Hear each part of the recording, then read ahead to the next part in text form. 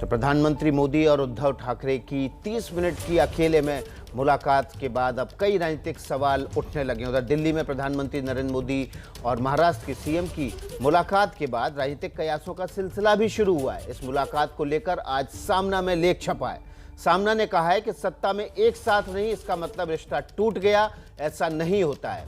शिवसेना ने हमेशा इन रिश्तों को संभाला है। नरेंद्र मोदी और उद्धव ठाकरे की मुलाकात जिस तरह से राज्य शिष्टाचार का हिस्सा थी, उसी तरह व्यक्तिगत रिश्तों की भी थी। तो देखिए, जो बात हम कल से लगातार कह रहे थे, वो बात आज सामना ने भी लिख दी है।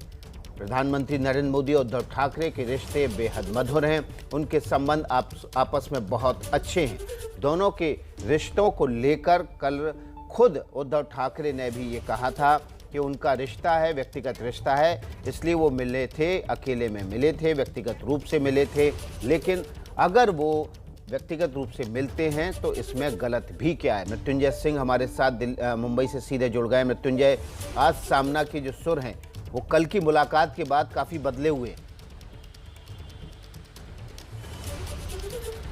देखिए, निश्चित तौर पर जिस प्रकार से कल की मुलाकात हुई उसे बहुत सकारात्मक तौर पर शिवसेना के कैंप से देखा जा रहा है और शिवसेना की पहले से ही भूमिका रही है कि पीएम मोदी और अमित शाह की जब बात आती है तो बहुत नरम रुख अपनाती है, लेकिन जब बात बीजेपी महाराष्ट्र के नेताओं की आती है तब यहाँ पे शिवसेना का आक्रामक रुख देखने को मिलता है। आप जब से उठाकर इतिहास उठाकर देख लीजिए या जब से मुख्यमंत्री बने हैं उद्धव ठाकरे, उन्होंने हमेशा पीएम मोदी के काम की सराहना की है और हमेशा केंद्र से एक अच्छा व्यवहार ही रखा है और अच्छे मधुर संबंध बनाकर रखे हैं। आपको ये भी याद होगा कि जब उद्धव ठाकरे को सीएम बने रहना था, 6 महीने के अंदर उन्हें एमएलसी पद या एमएलए का चुनाव लड़ना था, तब ये कहीं ना कहीं एक मुसीबत आ रही थी क्योंकि चुनाव नहीं हो रहे थे। तब उन्होंने प्रधानमंत्री नरेंद्र मोदी का ही रुख किया, उन्होंने निवेदन किया कि एमएलसी के चुनाव हो जाए तो उनकी मुख्यमंत्री पद की कुर्सी बनी रहेगी।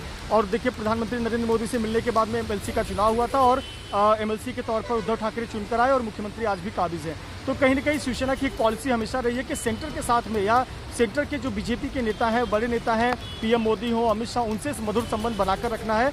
जब बात उनकी आती है तो हमेशा शिवसेना का सॉफ्ट कॉर्नर रहता है, लेकिन जब बात बीजेपी महाराष्ट्र के यहाँ के नेताओं की आती है, नेता विपक्ष देवेंद्र फडणवीस की आती है, चंद्रकांत पाटिल की आती है, सुधीर मुनगंटीवार की आती है, तब यहाँ पर शिवसेना थोड़ी आक्रामक हो जाती है। तब यहाँ उनके तेवर पक्ष और विपक्ष सीधी जो राजनीतिक लड़ाई होती है वो देखने को मिलती है। आज निश्चित तौर पर उसी का रूप जो है वो हमें सामना के संपादकीय में देखने को मिल रहा है, जो शिवसेना का मुखपत्र है। और कहीं ना कहीं इस पर देखिए उद्धव ठाकरे की हरी झंडी होती है क्योंकि उनकी मुलाकात बहुत फ्रूटफुल रही है। प्रधानमंत्री नरेंद्र मोदी से उनको बहुत अच्छे आश्वासन मिले हैं, जो उन्होंने मांगे रखी हुई हैं, कहीं ना कहीं एक सकारात्मक आश्वासन लेकर वो मुंबई लौटे हुए हैं। तो कहीं ना कहीं उसका रुख भी है वो दूसरे दिन शिवसेना के मुखपत्र में झलकना चाहिए और वही आज देखने को मिला है। और आपको बता दें कि पूरी संभावना है कि थोड़ी देर बाद संजय राउत इलेक्ट्रॉनिक मीडिया में यानी टीवी पर भी आकर एक बयान देंगे। भले ही वो एक बाइट के रूप में बयान दे, पर वो निश्चित तौर पर यही रुख अपनाने वाले हैं कि प्रधानमंत्री नरेंद्र मोदी और उद्धव ठाकरे के संबंध और किस प्रकार से उनकी मुलाकात काफ़ी सफल रही, काफ़ी अच्छी रही और कितना उद्धव ठाकरे का दिल्ली जाना कितना अच्छा रहा, इसे निश्चित तौर पर अपने बयान के माध्यम से सामने रखेंगे।